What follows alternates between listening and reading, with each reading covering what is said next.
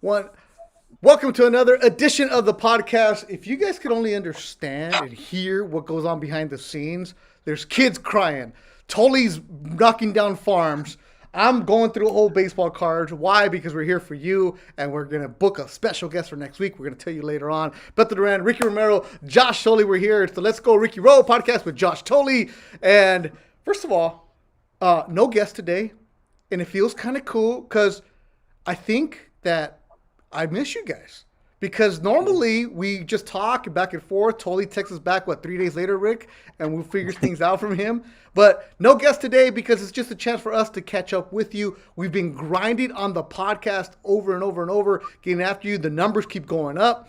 We start seeing people. I sent you, Tully, did you see when I sent the numbers last week? Yeah. Of the locations of where people are actually listening to us? Yeah. Upstate New York. Let's go. Represent. Yeah, upstate New York, but also England, also Brazil. Canada, we got some Canada, Australia. We got some people in the Middle East, so that's a shout out to the military guys that are listening to us right now. So Tully does respond, but it's been fun. It's been good, and I just wanted to catch up with you guys today. And I'm gonna start with this. First of all, Farmer Tully, what's the update on the farmhouse? My in-laws had left. They're leaving town for 3 weeks, so I'm stranded by myself, keeping the farm. No, I'm stranded by myself, now the work gets real hard for me. I was at the dump about 30 minutes ago. Just do it, guys. I know you guys put your stuff at the end of the road, and somebody comes to get it. At my house, we got to take it to the dump. And people think I'm making. Here's what some of the comments I've gotten on Instagram at Let's Go Ricky Rowe on IG is, hey, why do you make fun of Tully for being a farmer? He really is. He lives on a farm. Yeah. People don't believe that you're really on a 200-acre farm with your own pond. Yeah, that's what we do. So, guys, real quick, let me give you the rundown. Right, the in-laws skipped town, so here it is. Well, I got to chip all of the beds, meaning I got to cut trees down, put them in our chipper, and then lay the chips in our garden beds. Okay. I gotta get all the pots that are by the dirt piles up to our house. Our burn ban is lifted on the 15th, so I gotta burn. I gotta water the plants downstairs. I gotta call Dig Safe. There's so much I gotta do, guys. No wonder I can't get back at you guys. Ricky, what did he just say? Translate, please. I don't know, man. I don't know. You guys are talking about playing Torrey Pines next week. Dude, I wish, man. I wish I could go play Torrey Pines. I mean, it's how's busy the baby? Here around the world. How's the baby, Rick? She's good. Maybe once she's done feeding, we'll bring her in for an appearance. So yeah, she's doing good. Yeah, baby Soleil, and Ricky's also T-ball coach, right? Wait, are you coaching that T-ball team, Rick? Or you just? Wow, that face. Yeah. You frustrated? Yeah. No, it's not. It's just more just having my kid to listen, and pay attention for more than 10 seconds. That's it. That's all I ask. More than 10 seconds. Hey, Beto, how much you want to bet that Ricky's boys are shortstops? No, I don't know. And they bet second. T-ball? No, wait. Only one of them's playing, right, Rick? And the reason I'm bringing up the T-ball because you'll see but only Sebastian's playing. The other one wants to start playing. The other one is ready. All the parents tell me, put him in uniform. I guarantee you, he's just as good as any other kid. He wants to just jump in there so bad, but yeah, one at a time. Now, Ricky, your Sebastian is a monster. Is he biggest kid on the team? Yeah, he's got to be right. He's just such a nice kid, real good kid. But I remember when my son Mateo playing T-ball, you're all excited about it the first couple of years, then afterward you're like, damn, there's 45 minutes to go still. Like the kid just can't fathom that. Are you getting that frustration part, Rick? I know you're feeling it. It's cute. It's awesome. It's a great moment. But at the same time, it's like when it's not your kids, you're like, damn. Hey. Actually, we have a little girl on the team. She's freaking awesome. All she wants to do is run the bases as fast as she can, and I think that I get a kick out of that. It's just the funniest. She's like, "Can I run the bases?" I'm like, "Go ahead," And then we do these at the end of the game. And she's like, I'm like, just catch up to that kid over there and run as fast as you can. And she's like, she'll run and she's like, can I do it again? I'm like, go ahead. The mom loves it. She's like, good. Like, let her get all her energy out. Yeah. So I get a kick out of it. Burn that energy. Yeah, and that's what it is. And you guys are really active with your kid. Like I used to work at the park, so this is before I had my own kids. So I always had the team of everybody signs up, but then there's always that one team where none of the dads volunteer to coach, or especially for soccer. I don't know how to do that. So I'm the park staff. All right, Bethel, you're going to coach the team of not misfits, but the ones where nobody's really paying attention. You're like, all right, parents, so who's going to help out? And it's like, oh, you know what? I'm going to go to Target. I'll be back after practice. And you realize that you're really just their daycare for that hour. And like parents like, oh, you ended practice early. I'm like, yeah, because your kid is bad. Like, that's why you ended practice early. Yeah. Sorry to change the subject. No. I know Mateo would like these for his birthday. There's a sneaker on the sneaker app right now. You better tune in to try and win those Hall of Fame undefeated Kobe 5s. So just a heads up, dude. Get the app now. Let me tell you something, Ricky. So my son Toli is 16 years old, and he's into shoes. He's a basketball player, so he likes this.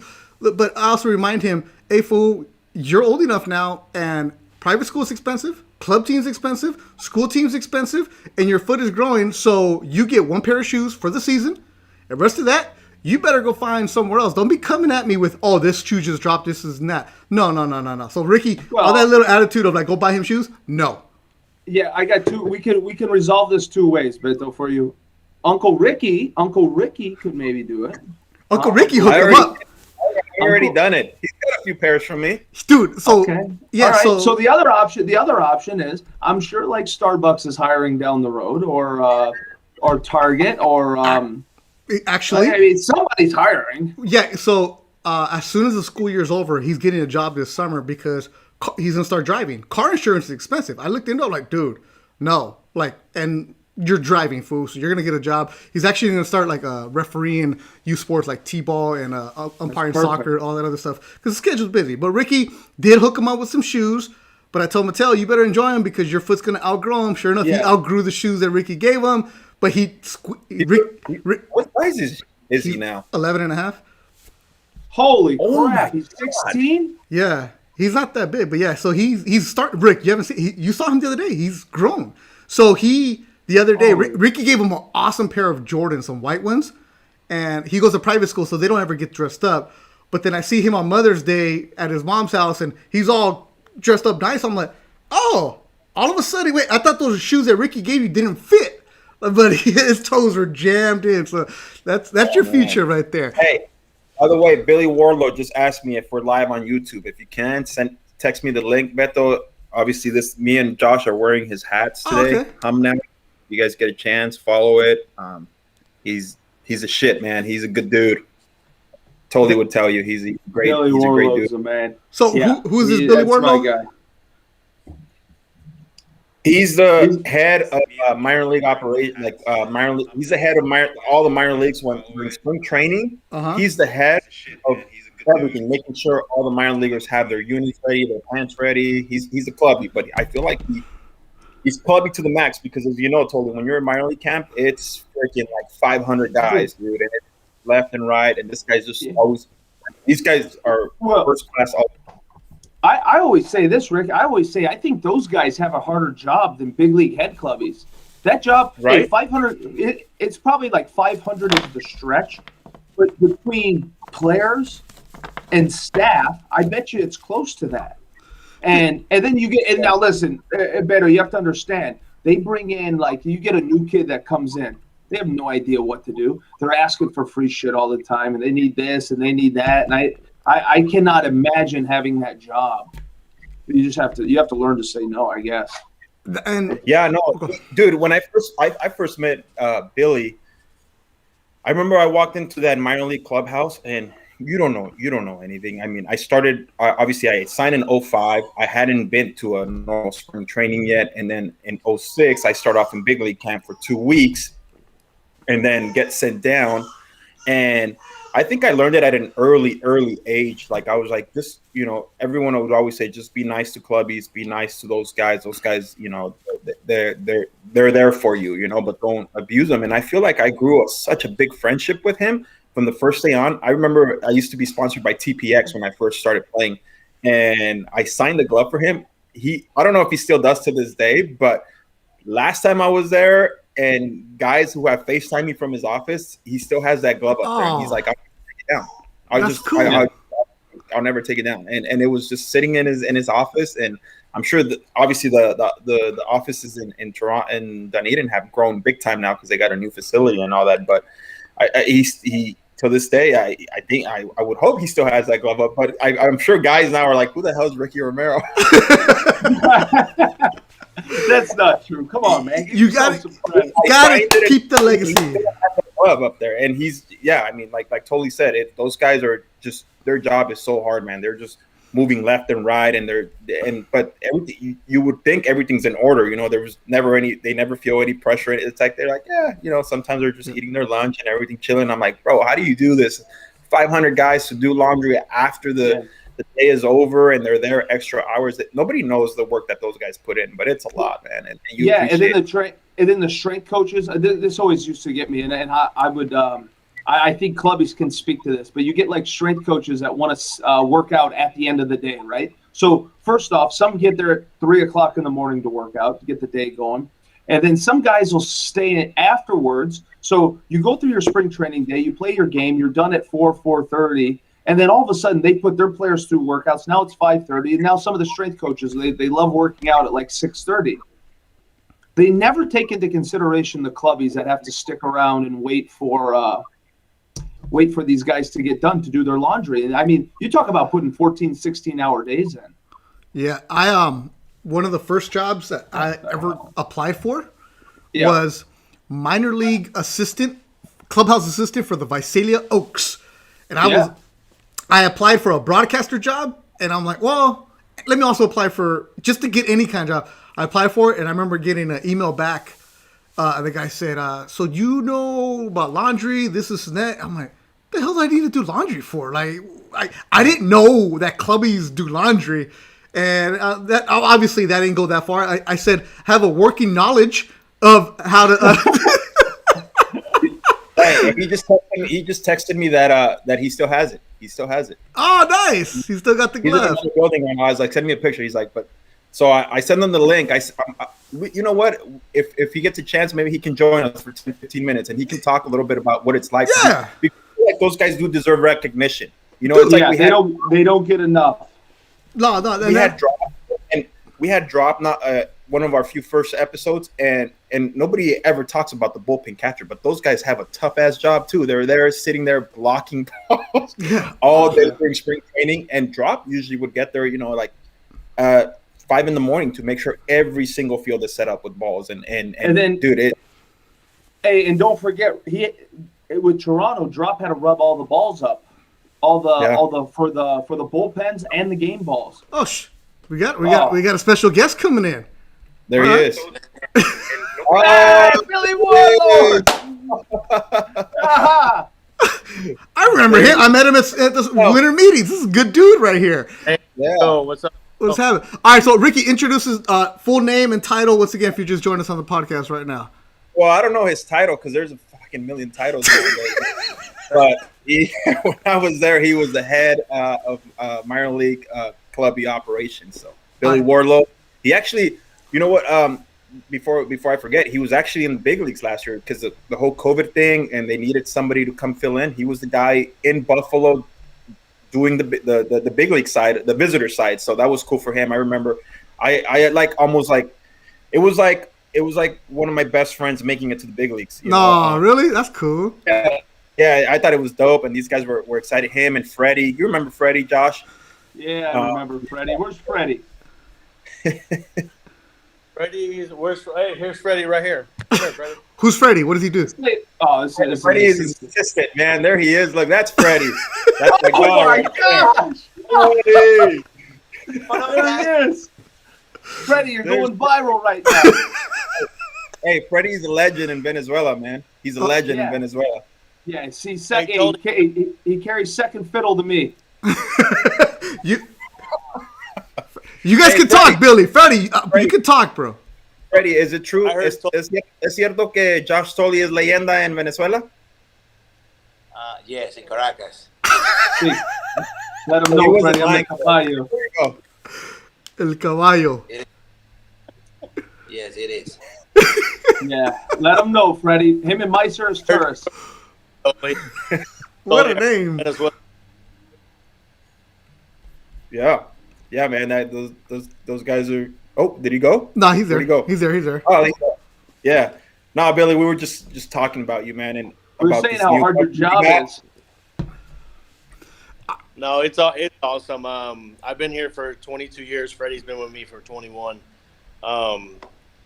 It's been many ups and downs and long road. And like Ricky said, I appreciate you, calling us on, but I appreciate you also putting it out there. We finally made it up to the big leagues last year on the visiting side, and it was a great experience, great opportunity.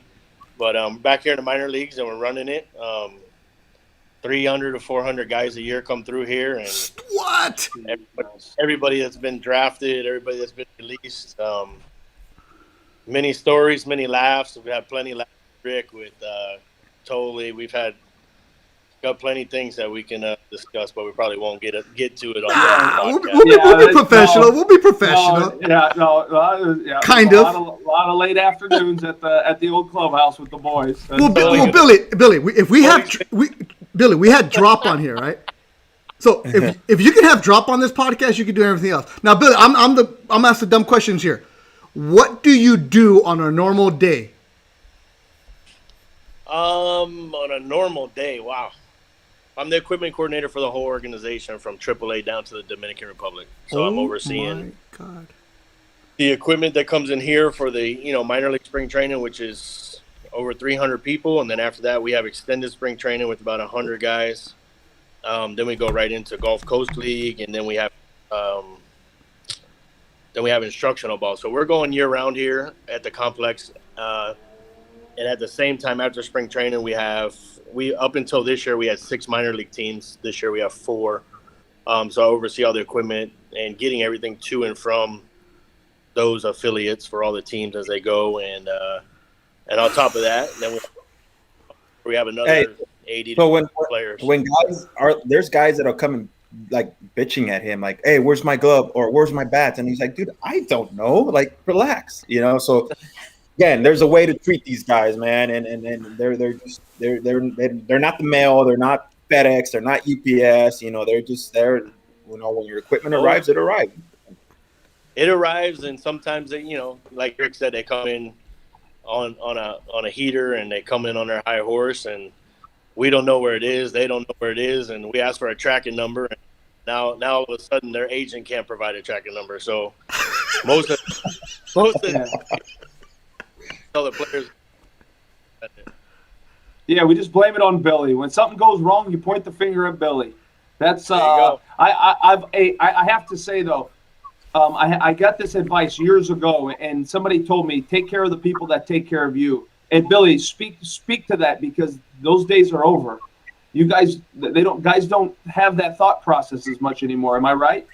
And it's kind of gone the way, baseball's gone that way by, scrapping, a lot of the quote unquote dues or stuff like that. And the older guys try to still pass it along to the younger guys, and some of the younger guys are following those old baseball codes. But I mean, one in particular player I'll never forget, we had a guy rehabbing from the major leagues, and he came in and all he wanted to do was play ping pong. So we bought a ping pong table, we bought ping pong paddles, we bought balls, we bought on assignment, and he doesn't leave my guys anything. So I send a message over to Dunedin, and he says, those guys didn't do an effing thing for me. I don't need to send them any money. So what? we're like, okay, we'll be back. He'll get hurt again. Hurt. Come down. Yeah. I told him, wash your uniform, don't wash his lawn, don't do anything. And these guys remember, man. They and Billy's contacts everywhere, all over. It's just like us, like saying, like me texting Tolley, "Hey, dude, who's who's the asshole with the New York Yankees? Like everyone talks, man. That baseball community, everyone talks. Everyone knows who's a cheap ass, and everyone knows if you didn't take care of somebody when they did something for you. Like, so in the end, just don't be a jackass, you know. Hey, here's next year, and here's little Soleil, by the way. Look at Soleil. She new listener. We don't wash anything. We don't wash any clothes for him. The next year he comes down the first day. He comes into my office. Why didn't my uniform get washed? Why didn't my clothes get washed? I said, well, last year we didn't do an effing thing for you, so we're not going to do anything for you. Yeah. I love that. But Billy, there's a name. Hurt all the time, and now he's out of baseball. Yeah, that's about right. Hey, there's a thing called RBI, right? That clubbies talk about right back in. So when the guys throw their loop into the laundry bin, if you're pissed off at the clubbies hate you, they take it right out of the laundry bin and right back into your locker. Yeah, that's real. But Billy, your job is to wash it for them. So can't they get you in trouble because you didn't do it? Well, let's talk about the circumstances. I actually told that one individual player, I told him we could have a meeting with the GM if he wanted to, but he decided not to go. Good for you. True story. Good for you. True story. Good for you. Now, yeah. Before you came on, I was telling these guys I applied for a job years ago with the Visalia Oaks to be the clubhouse assistant. Had no clue what I was doing. They asked me if I knew about laundry. I was like, I have a working knowledge. But like, you're there to work. You're not there to be a fanboy too, right? So Marco Favela brings up a question right here. He's watching live. How often do you have to tell your staff not to take memorabilia? Like, you're not. You're there to work. You're not a fan. Tell them, Billy. Fortunately for me, I have a staff that's been with me for more than 7 or 8 years, so it's pretty easy on us. But that was one of the first things I established when I got here was we try not to don't ask for it. You know who the guys are, you know who the prospects are, and you try to stay away from it. But some of these guys do, like Ricky was saying with the glove. I mean, some of these guys do just bring you stuff. We try not to do it. We don't advocate it. It happens, yes, but we haven't had a big problem with it here. I know other organizations have. We haven't run into that issue. But like I said, it's all over. My first job was the same way like you, and it was like, I didn't know how to do laundry. That's what I signed up for. And it was a crazy first year. I was in the Carolina League, and you're there till 2, 3 o'clock in the morning doing laundry. I didn't have a clue what I was 100%. I just got done coaching and playing college baseball.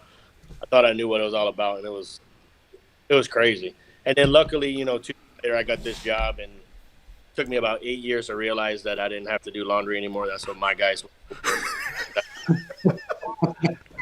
He's the boss now. He's the boss. Yeah. But yeah, like Billy's saying, a lot of it comes from certain, like, if let's say there's like a big time guy there that comes down and rehab, they most likely they'll leave like a signed bat. Or I never found it like where it was like, oh, why are they asking me to sign stuff? Like, dude, that's the least you can do, sometimes. And for me, it was like the glove thing was just like, I think when I walked into his office one day when I first signed, he had somebody else's up there, and I was like, dude, I'm gonna leave a glove there one day. And then sure enough, and then like I think Aaron Sanchez always pointed out. He'd always be in your office pointing it out. Totally one up to you, but we won't go there. Yeah, that's right. Oh, yeah, do tell. Yeah, that's no. This is no, we'll just stay right there. Ricky, your glove looks nice up there, Ricky. I'm in a clubhouse. He's in a clubhouse. Yeah, that's right. Ricky, your glove looks good up there. Oh, and if you guys want to hear the full story, then you can send me some money and I'll give it to you guys here. But no, this is the good story. There you go. Man, so now you meet everybody when they come to the organization first. So essentially, you're like the parent, right? You're like the team. You see them from little kid. The next, some guys go on to be Hall of Famers. Who are some of the guys over the years that just left an impact on you? Oh man, a lot of the older guys. Tony Fernandez. When I was first here, Tony Fernandez was trying to make a comeback, and we had tons of guys rehabbing. Shannon Stewart was awesome. God, man, you're trying to dig out some whole good names for me. Dave Stewart was one of the first. He was one of my first bosses, and one of the first people I met when I came into the organization. Guy I grew up watching, and all these guys come in, and I look up to them as well. You know, they're a lot younger than me, but you still look up to them because of what they do, or what they possess, and the kind of people they are and how they hold themselves. Ricky, man, through the years, we've had some people, Tony Batista, Homer Bush, like all those guys, just certain people, man, that they just walk a certain way, carry themselves a certain way. It's awesome. I'm telling you about the vibe these guys set, though, like him, his staff, Freddie. Like, you literally, like, it's when you're hanging out in the clubhouse in spring training, you're actually hanging out in his office, and he had chairs all around, and you just sit there, honestly, and just shoot the shit with all these guys. And he's there. We're just talking. Obviously, if they have something to do, they're doing it. But everyone always triggered into the clubby's office. We'd sit there and I mean, if those walks to speak, man, it'd have some great stories, because you had like Joe Bell, Tim Rain. Totally never walked in the front door. He always walked in the side door. You're damn right. Every day. Hey, those dirty ass couches that sit in his office. My God, we sit there and you're right, Ricky. We tell stories till Billy's like, "Come on, dude, we got to go home. It's bedtime." Okay, we'll be back here tomorrow and do it all over again. Wow. Yeah, there's a culture. Tim Raines, George Bell. I mean, Roberto Alomar, you name it. Sandy Alomar. Sandy's unbelievable person. Ricky can attest to these guys. I mean, we still to this day, Devon White's in our organization, and Dennis Holmberg, for anybody who's out there listening who doesn't know who Dennis Holmberg is. He's got 1,700 wins as a minor league coach. He's the longest tenured Blue Jay employee. He's been here 39 years coaching in the minor leagues.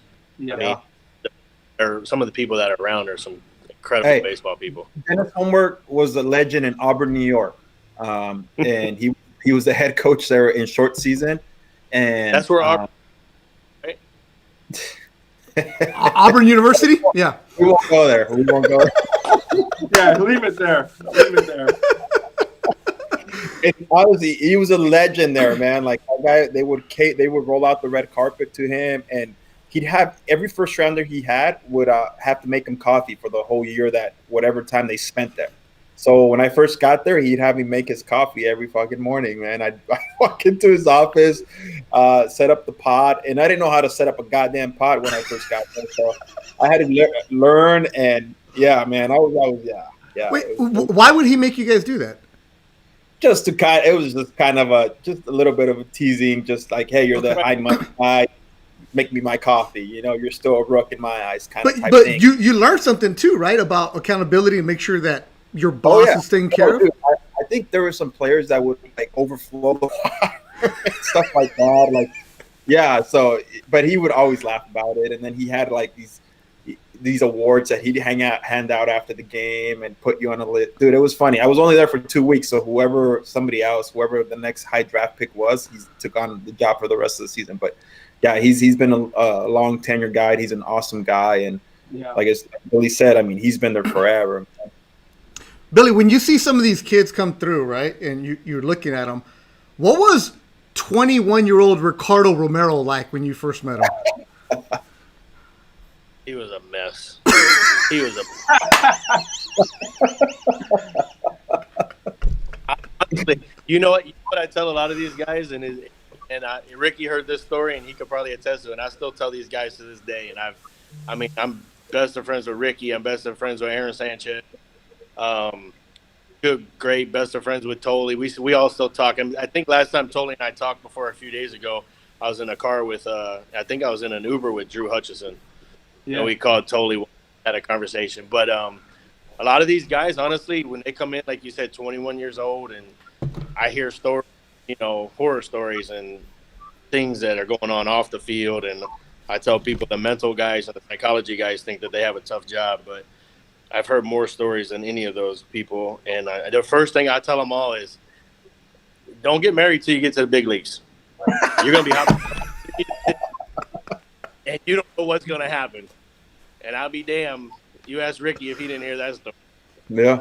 He heard that once or twice. That's one of the hardest ones to understand, because these guys, they're traveling, going from city to city, and it's just crazy who's following them. And it's tough. It's tough on both halves. It's tough on the player, and tough probably on the Honestly, I think Billy has a PhD in sports psychology or baseball. Baseball psychology based on all the stories he's heard. Because, like I said, but his office is literally the place where we would all sit. And when you were going shitty, I was going shitty towards the end of my career. So I'd sit there and we'd shoot the shit every day. And I mean, these guys try to uplift you too and everything. So that would make it easier. But yeah, man, it's true. It's true. I remember hearing that story. Like, don't get married like you're young. Once you're established, yada yada yada, go ahead. But Billy's the young kids, dude, the 17, 18-year-old kids who come in with their girlfriends thinking they're gonna marry them, and then next thing you know, I mean, for some it happens, for some it doesn't. And Rick freed himself up in Double-A, and next thing you know, he's in the big leagues. There you go. Billy, you do the math, huh? You do the math. I do often say that. It's like all these people, like in the baseball psychology world, they have all these degrees and they're the masters and they know everything. But it's like, no, you actually have no freaking idea, because it is true. I mean, you talk about. I just remember when I got optioned down my first time to minor league camp with the Blue Jays. I thought I was going to make the team. It was a no-brainer, and it's like, you go there, you're a little bitter, you're pissed off, and then you see Billy and his staff, and they uplift you, they keep you going, they'll put you in check too. Hey, maybe you're not as good as you think you are, or hey, keep grinding. No, that's how it is though. But that's important. You create a shitty culture in a minor league clubhouse, it's hell for freaking 2 months. Oh yeah, but yeah, we, like you were saying, Beto, it's like 18-year-olds too. It's not just a 21-year-old, Ricky Romero, 22-year-old Josh Tolley. We have guys that are fresh here from the Dominican, 16, 17 years old, and you got to play that route, and you got guys that are here that are 32, 33-year-old, rehabbing or trying to make the Triple-A team or just get sent down from the major. I have a question for you. So you have like you mentioned these young, like, and to give a perspective to our listeners, you have these young 16, 17-year-olds from the Dominican. What do you try and do to like make sure these guys, because obviously one, they're missing home, they're lonely. Some of these guys are the first time in the States, so they know nothing about what's going on in Florida or in the States. They don't know how everything works. How do you make it easier for them to cut? And obviously you have Freddie who speaks Spanish and he's friends with all of them, but like, how do you make it easier for them for that transition? You have to almost hold their hands with everything you do, off the field. I mean, anywhere from, like the laundry part of it to getting their equipment. The one thing you have to do is you have to make them comfortable. You have to make them feel comfortable. And I think I heard one on your Venezuela podcast. I think it was Tolley that was talking about it. You try to make strides and speak Spanish, and if you don't have it right, they're going to meet you halfway and they're going to help you get where you. And you have to try to make them feel that they can do the same thing speaking English. If they don't feel comfortable, they're not going to open up. You have to get them to understand they can speak English and mess up. We'll be here for you to help you, and then you have to basically, until they get it, you have to help them out. You have to help them out with food. You have to help them out with where they're staying and how they go about treating people. It's a lot different in those cultures, and they have to learn how to respect and talk in a respectful manner. And it all starts right here where we are, and hopefully, it translates to the streets or the restaurants they're going into, the hotels they're staying at, and places they're visiting. But it's a process to, like you said, Freddie has made my life so easy. He's from Venezuela. It makes things a lot easier on me and the whole staff, and honestly the whole organization. And I don't even know if the organization understands the impact he's had on what he's done. It's incredible. You gotta walk. You gotta hold their hand and get them to that point. And hopefully after 2 or 3 years, and when their English gets better, they start understanding it. Then then you can see, that's when the things start happening. You see things and you feel major accomplishment, and you feel it's pretty good damn. Because you've seen a lot of those young kids grow up. I'm sure a lot of the guys that are in the big leagues or that were in the big leagues in the past, you've seen that, especially from the Latino side, you've seen that development of a 16, 17-year-old, and next thing you know, they're in the big leagues, and you're just like, wow, I remember when that kid came and he just had a pair of cleats. Because some of these guys just have a pair of cleats, one glove, and that's, and they don't have anything else. And here's Billy, and again, his office is not just it's the Latino guys hanging in there, and dude, it's everyone. It's just they have such respect for this guy that again, he's created that culture. So it's got to be cool for you to see these guys when you get them as babies, as 16-year-olds, and the next thing you know, it's like, bam, Yep. It's CENTCOM back here. We call it CENTCOM. We get everything started. They come here and get all their, their first hat, shirt, shorts, uniform, all comes through here. And then to watch them grow and grow, like you said, and make it to the big leagues is awesome. That's a great feeling. And it's good to, you go down to the Dominican, you go to Winter League games, and you show up, and they look at you, and they're like, hey, what are you doing here? Like, it's awesome to see that, to see them in the major league stadiums, to show up at a game, and they're there. You show up in the clubhouse, and they haven't seen you in a year or two because they've been bouncing around AA or AAA, and that's a cool feeling. When they finally get there, it's a cool feeling. And on the other end of the spectrum, we've seen many, many, many guys, thousands of players get released, and they go home, and you'll get a text message, or they'll come in the office, and plenty of tears, and plenty of sad days, and you hopefully you hope that they grow and they get somewhere else, and a lot of guys don't. They don't get another opportunity. Mm-hmm. Yeah. When I remember when I got released by the Toronto Blue Jays, probably the last person I hugged coming out of that clubhouse was Billy. Honestly, him, and then I remember Freddie driving me to the airport, yeah, I mean, these guys see it all. They see the evolution, but they also see the ugly side of baseball, where it's the releases and all that. And me and him had grown such a great friendship over those 10 years that when it was time to say goodbye, it was like, I don't know anything else, man. And it was like, dude, you'll be fine. And next thing you know, obviously I land on my feet, go with the Giants, but still, like, you're used to a certain thing for 10 years, and now it's completely different with the Giants. I remember walking to that minor league clubhouse. It was like, where's Billy? As they say, and I'm not no knock on the Giants or anything like that, but the grass isn't always greener on the other side, and you just kind of learn. You're like, wow, like, I really had it good over there with those guys, and not that I ever took it for granted, but it was like, wow, those guys just did it at a much different level. And I think my first text more personal to Ricky was, hey, how are things in San Francisco? Let me know what it's like.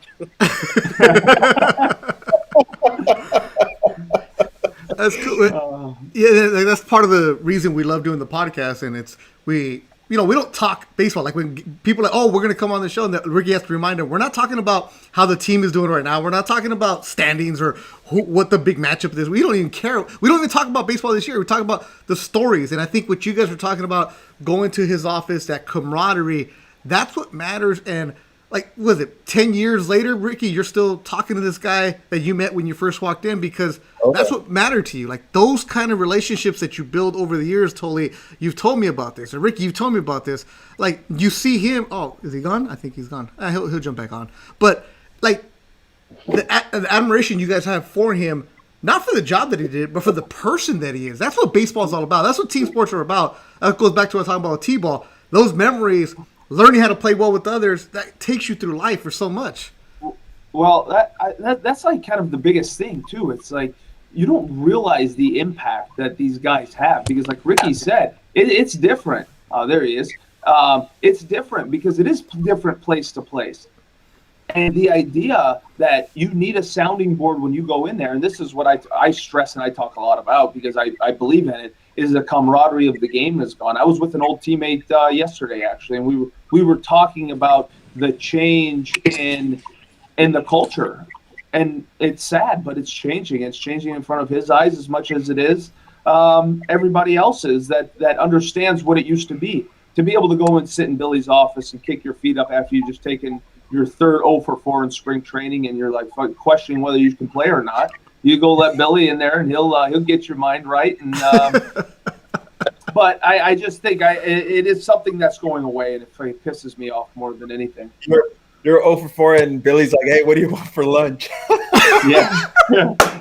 Hey, Billy, should we go to the Wing House again tonight? Don't bring up the Wing House, please. Okay, all right, we're done with the Wing House. Wait, Billy, right now the big league team is in Dunedin, right? Is that where they're at? So you're in charge of the major league games that are going on? Nope, I have nothing to do with that. I'm back down in the minor leagues. Okay, so Billy, talk to us about your first day in the show, though. Like you got a taste of it for half of 60 games or 30 games, whatever it was, home games in Buffalo. But how was that moment? I remember you told me, you texted me, you're like, it's not official till they announce my name and I'm walking down the line. That's when it'll sink in. And I was like, all right. So how was that moment for you, honestly? Like, oh wow, Freddie said official till the first pitch. So till the first pitch. We the first experience we had was the Marlins came in and they didn't show up until something happened with the luggage or equipment. The equipment was coming in. Equipment got there at 5:30 a.m. So that was our first little experience. So 5:30 a.m. and they were coming in at 12 o'clock. So we had to get everything ready. The laundry from the night before had to be done. So getting everything set up was, it was a rush deal. We got it done. We got it ready. And, it was nerve-wracking the first day. We didn't know what to expect. And, we tried to do it as best as we could and line it up. And the guys started trickling in. I knew a couple coaches. I knew a few players that actually played for the Blue Jays that were there, which was cool. And then, right before the first pitch, just nervous. For me, it was the first time being in the big league, so I can only imagine what it's like for players. And it was, like you dream when you're growing up to play, and I didn't make it playing. I played through college, but I always told my parents I'd make it to the big league somehow, some way. And I did. I actually made it there, this route. I never thought it was – I've been in my 20 years, and it was cool, man. It was a cool experience. It was awesome. It was awesome. That's dope. Dream come true, no matter what. That's what I mean. It's the experience more than anything. Oh yeah, it was great. And then every team that came in, man, we had ex-players, ex-coaches, from the Blue Jays. Every single team that came in, which was it was cooler than I even expected. Man. And shit, Billy. 22 years, you have to know so many people. Yeah, I was gonna. If I could put my black book and Freddie's Venezuelan black book together, man, it'd be a lot. There's plenty of players in those black books. Yeah. You know what? How many numbers do you have saved on your phone? Oh man, don't even ask. That's a good question. Yeah, I wonder. It's got to be. It's there's a no man. I don't even know. I mean, to start off, it's players, and then you deal with players, so you store their number, and if they get you don't go back and delete them. I mean, and some still keep in touch with. Some guys still call me to this day for tee times. I set up tee times for these players. I have reservations at restaurants for these players. I mean, coaches and reps. I deal with every equipment company you can think of. All the reps I have, I have hundreds of reps.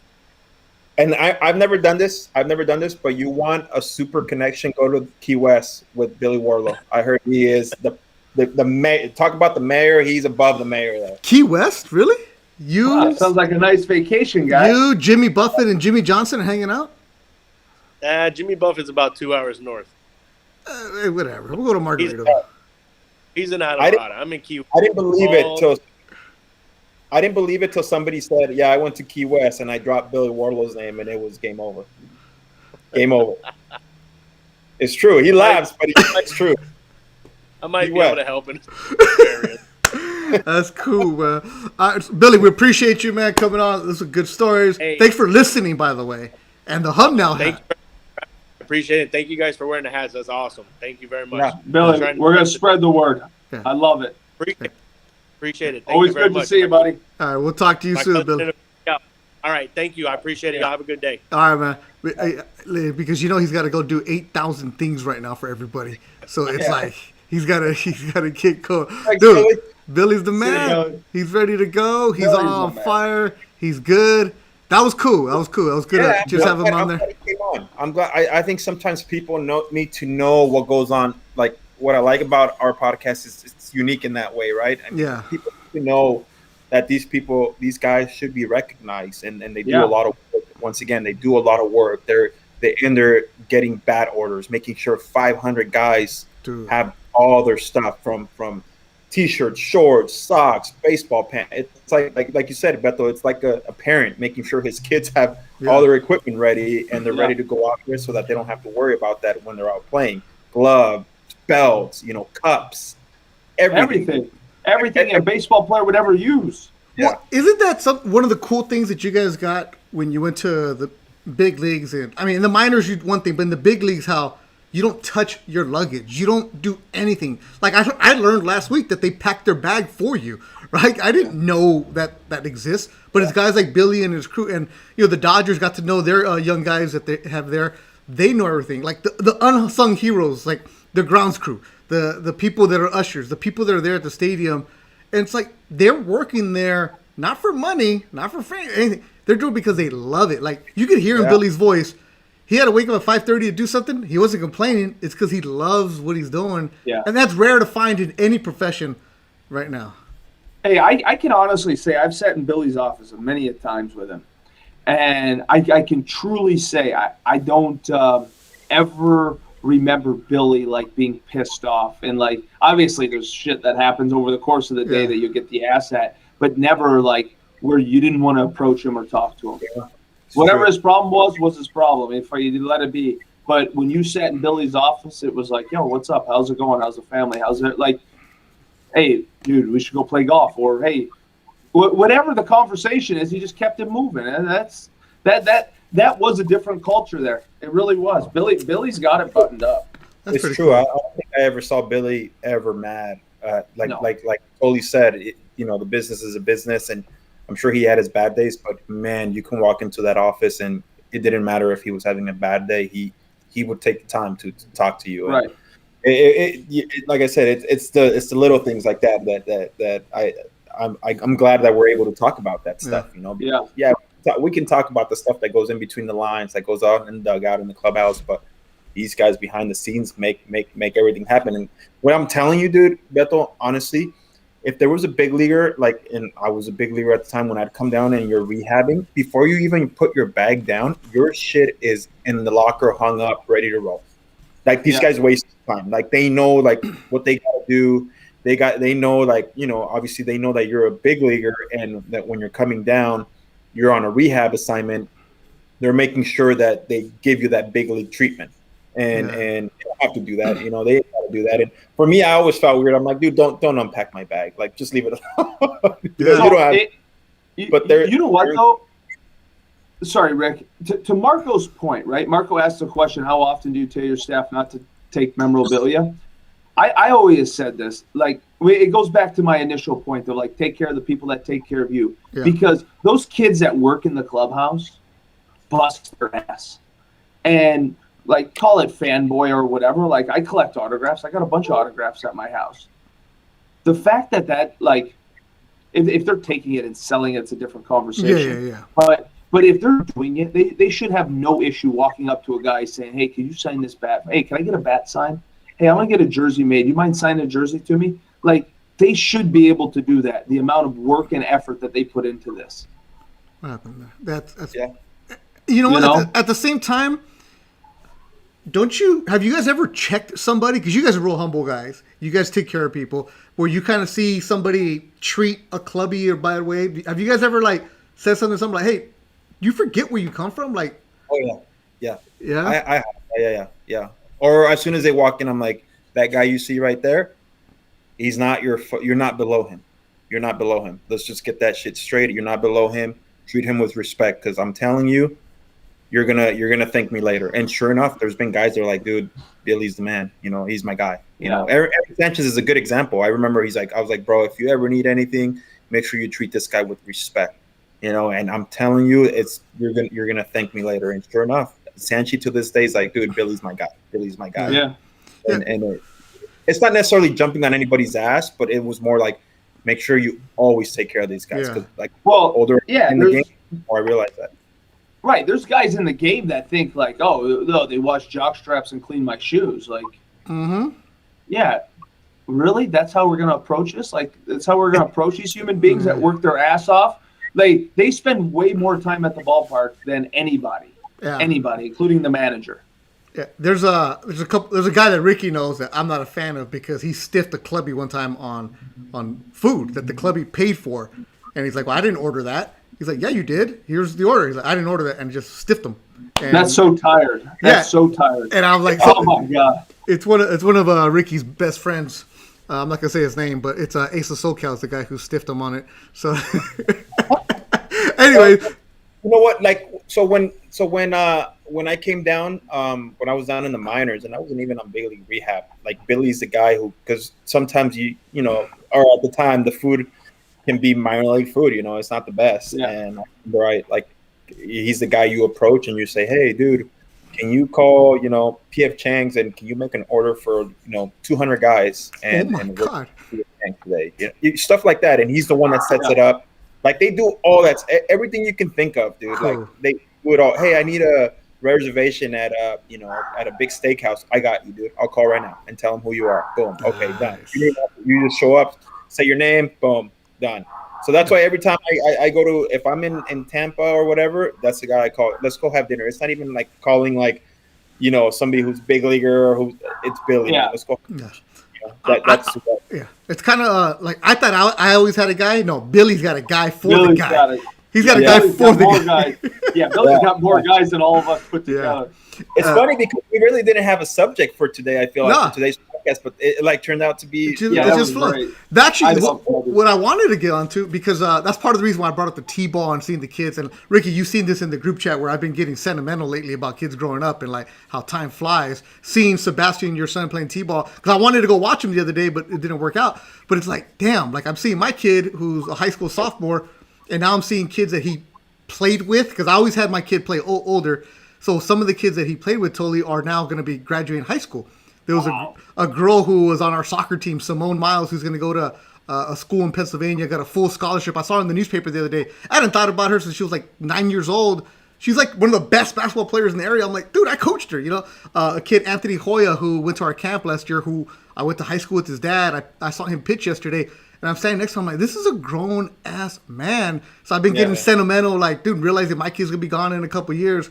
And what got me was, what I wanted to talk about was Ricky the other day opened up baseball cards. Right, Rick? You were doing a break. Yeah, dude. And Ricky, like, dude, our group chat got into Ricky and this other kid named Jess who's involved, who charges way too much money. But he's telling Ricky all about baseball cards. I got lost.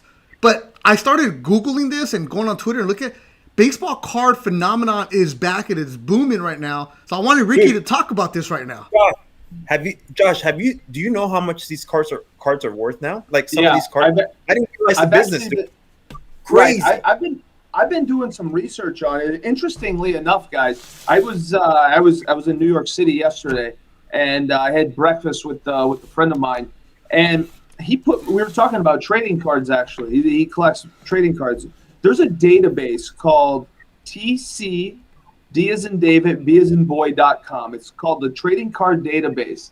And you can plug your name in or plug anybody's name in and see how many cards, which cards are out there, which cards are available.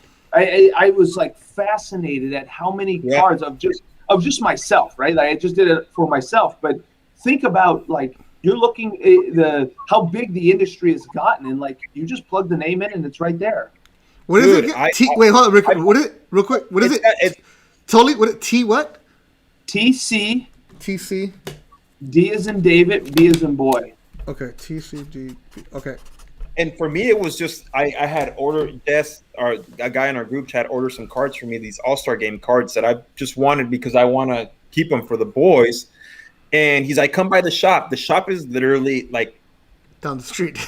a 5-minute walk down the street. So I walked in there, dude, and I started opening packs, and I'm spending like money, and I'm like, oh my God, what did I just do? Now I'm watching live shows on Instagram on guys opening cards, and it's mind blowing. Not just baseball, but like Formula One is huge. You land a Lewis Hamilton card, dude, you're in the thousands, 2000s. You land an autograph, it's like $10,000. Yeah, dude,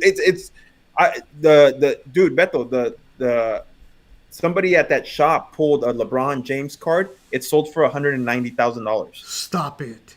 Yeah, and then not long ago, Jess sent me a picture of it. A Ja Morant 1-of-1 autograph by him sold for $249,000. Dude, it's insane.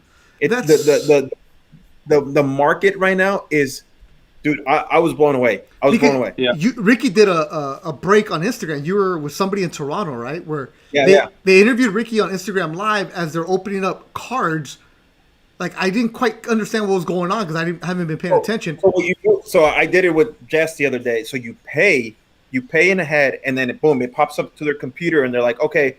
So they put out for me, it was just like, so I'm using an example now. So let's say they have a whole box. They open up a box, and they have all these boxes of trading cards. They'll tell they're like, Ricky, are you there? Yeah, I'm here. Okay, cool. What box do you want? They count them. They're like, tell me what number you want. Okay, I want number 5. Boom. They'll pick out number 5.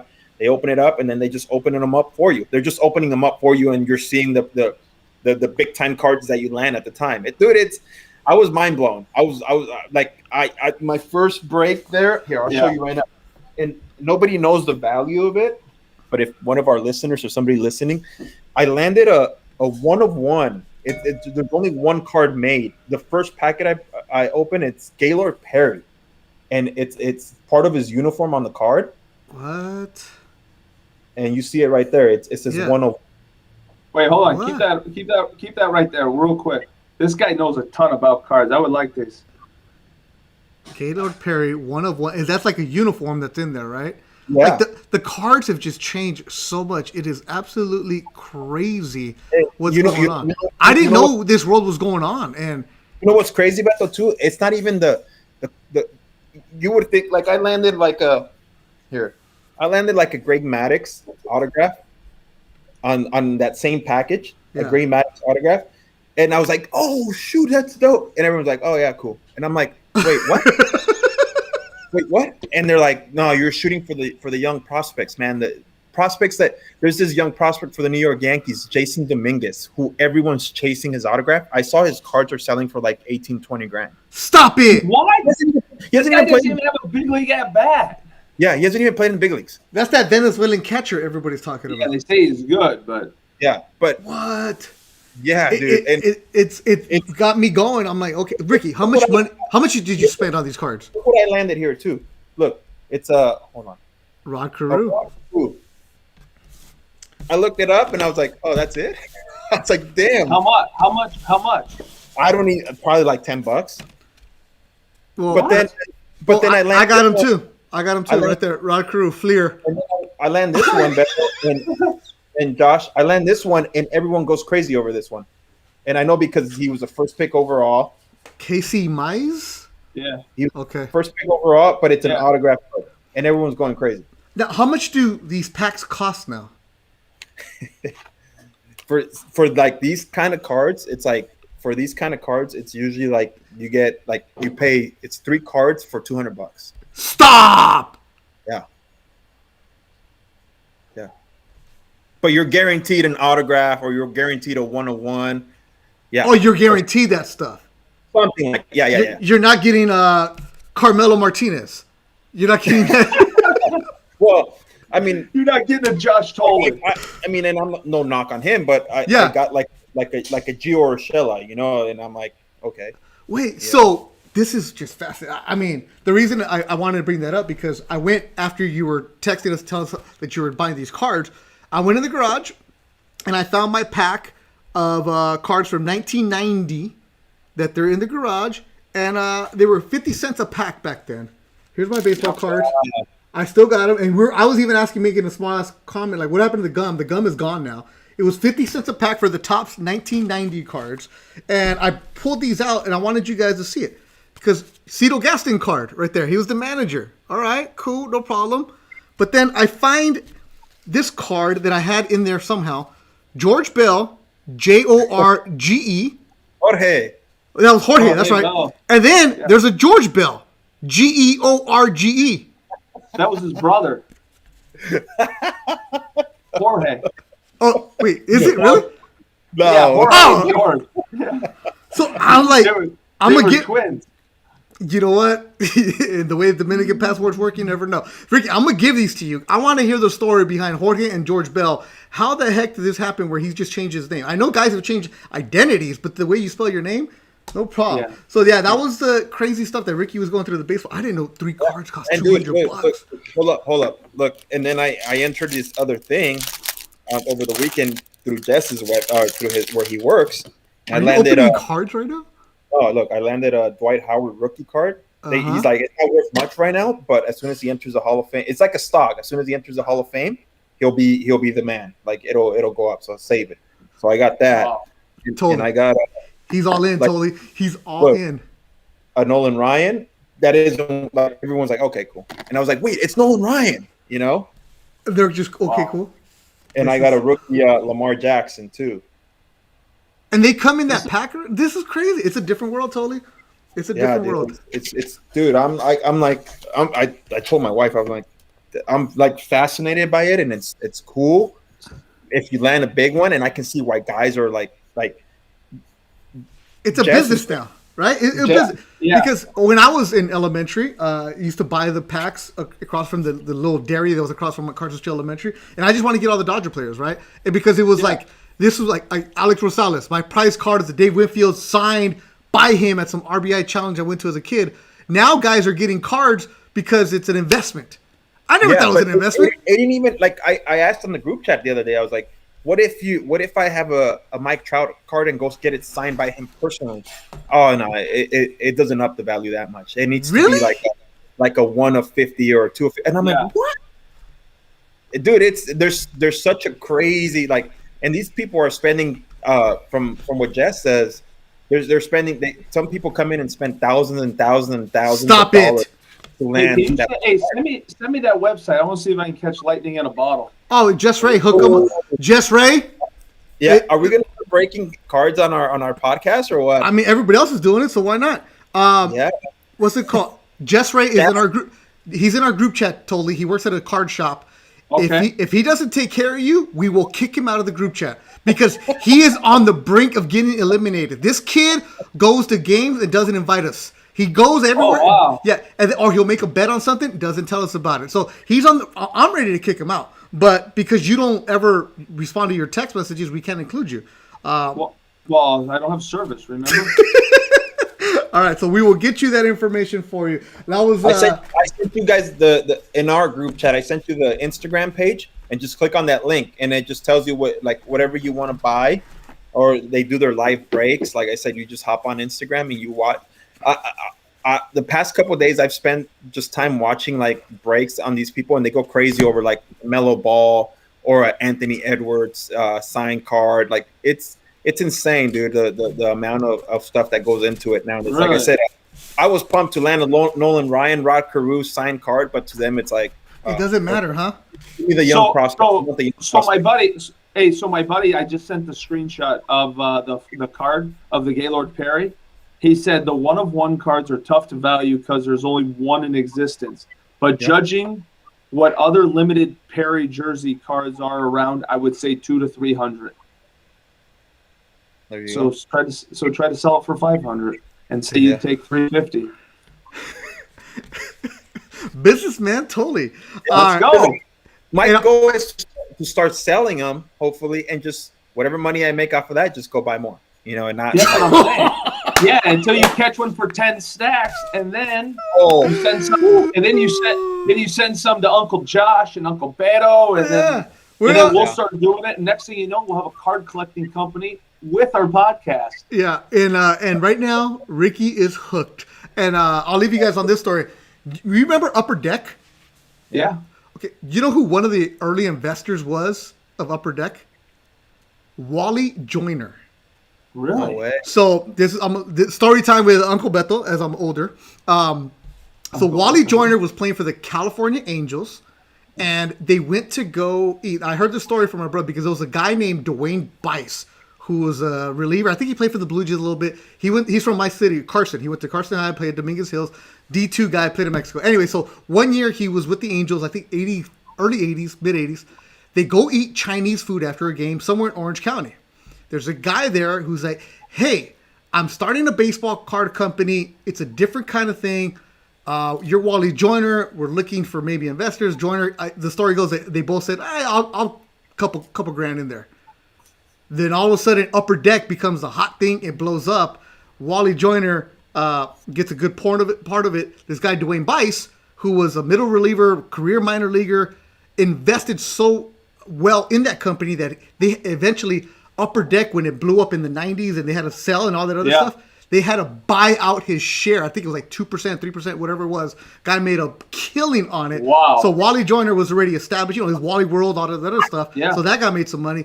But this other guy, Dwayne Bice, because he gave 2% or whatever it was on the initial Upper Deck, this guy made a killing on it because they sold out. They had to buy. I think him and Wally Joyner had to buy. They had to get bought out. So it was the original Upper Deck. So there you go. Story time with Beto Duran. So there you go. Good.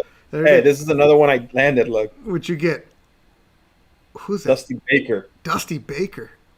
And then, this is the one that's sought after, dude. If it was signed, it'd be worth crazy. It's Fernando Tatis. And it's a piece of his jersey. So anything young is in, huh? Oh, dude, yeah. Anything that's numbered. There's like a little number. This one, where does it have it? Luis Garcia. Of his number, there's a little number, and if it's numbered, it's worth more. I honestly, Rick, I have no idea who some of these guys are. Hey, hey, Ricky, just make sure you keep them in a desk drawer because otherwise they're going to end up in the kids' bike spokes here before you know it. Totally. You know how old how old you sound right now? Kids don't have bikes. Yeah, my kids do. Oh, yeah, that's right. Here. All right, last one. All right, here it is. How about this one I found in my collection? Rock Reigns. Yeah, Rock. You had a Rock. Yeah. Hey, that might be worth something. Nobody puts her nickname on it. Tim Raines in the Expos 1990, beautiful blue uniforms, and his card said Rock Reigns. So that's what I was doing the other day. I was going through my 1990 baseball card collection. He might be a future guest. I know I had mentioned before that I want him to come on, and Billy knows that's one of Billy's good friends. So maybe we can get Rock, dude. He'd be freaking awesome. He'd be dynamite. Dynamite. I mean, we'll take a Hall of Famer on the show, no problem. Yeah. What do you got? We had Hall of Famer Billy, we got Hall of Famer Ricky, Hall of Famer Tully. There it is. All right, so next week we'll do the show.